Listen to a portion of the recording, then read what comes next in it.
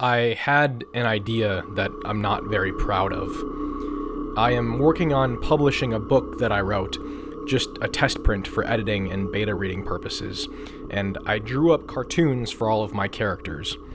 I was going to make an imaginary yearbook for the school the book is set at, with each character getting awarded a fitting superlative. The frightening idea I had was, could I make this more professional by using AI to upscale my drawings, since I am not a professional artist?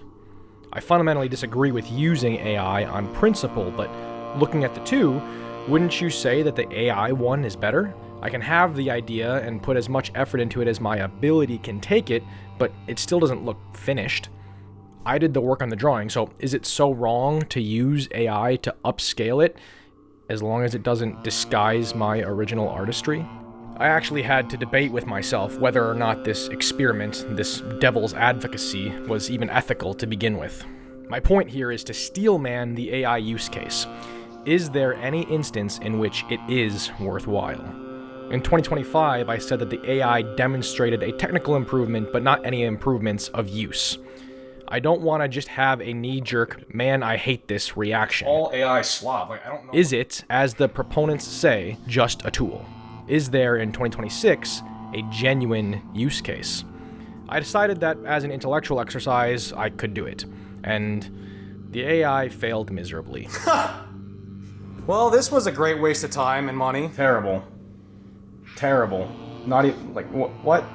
It doesn't even keep his, goofy look. That's actually scary. Ugh. Why did it do that?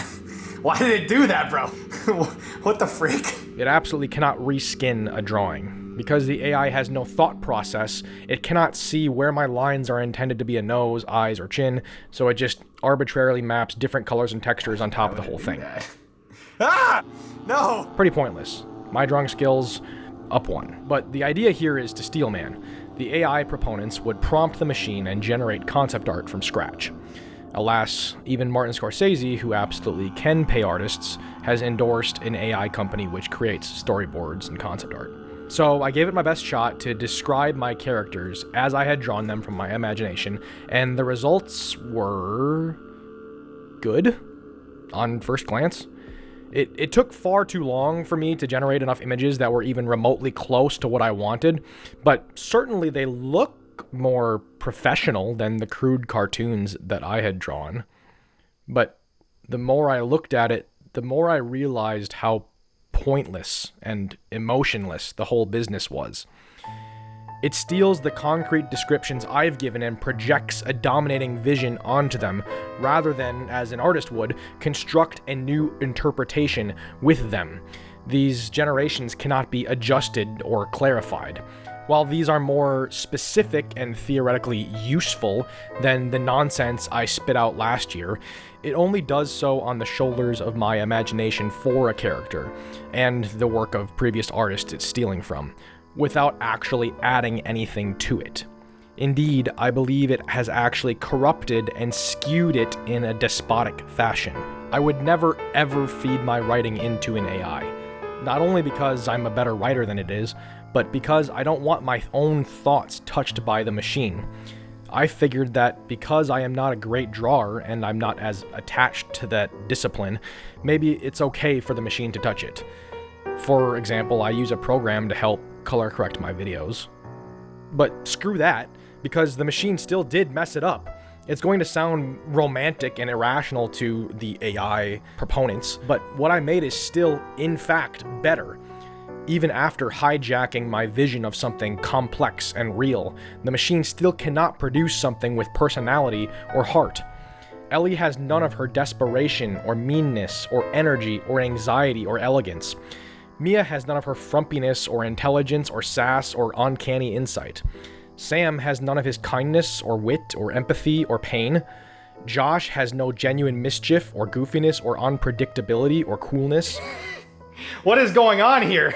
Tom has no charm or determination, and he looks tall when he's supposed to be short. They have been turned into quirky millennial caricatures. Maybe I didn't capture any of this perfectly in my own drawings, but I genuinely think I did it better than the AI despite my lack of technical skill, because it is something human and intentional. And if I practiced just a little bit more, using whatever time I spent playing devil's advocate, I actually would get a lot better.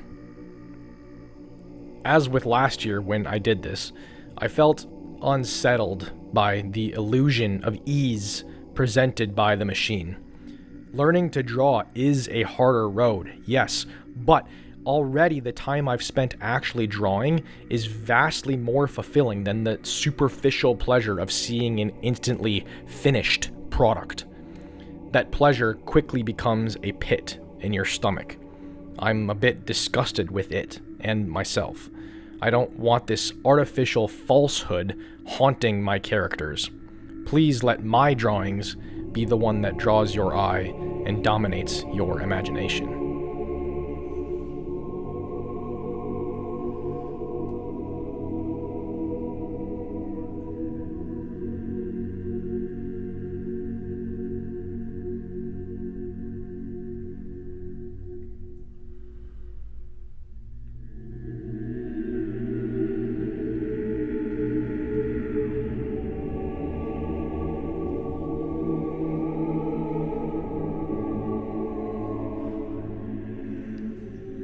People are saying, and have been saying, yeah, AI sucks, but now that it's here, we have to use the tool in some capacity. I wanted to be intellectually honest about that and not just say, wow, I hate AI. But my conclusion after all of this, after however many years, is still, wow, I really hate AI, and there is no excuse for using it, even in a video. I should probably stop making these altogether, because how much more can I scream for it all to come crashing down? This is the 5th in a series, and what I like about it is that by focusing my camera on my neighborhood, you can gain a greater appreciation for how real it is.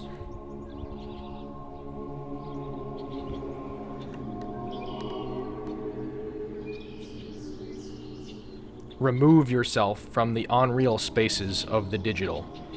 They will never be able to compete with the real thing.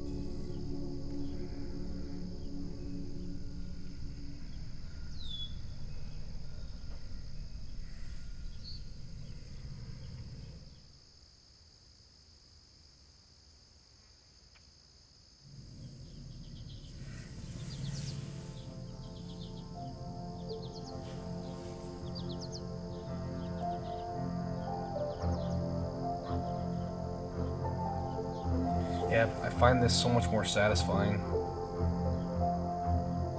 fulfilling.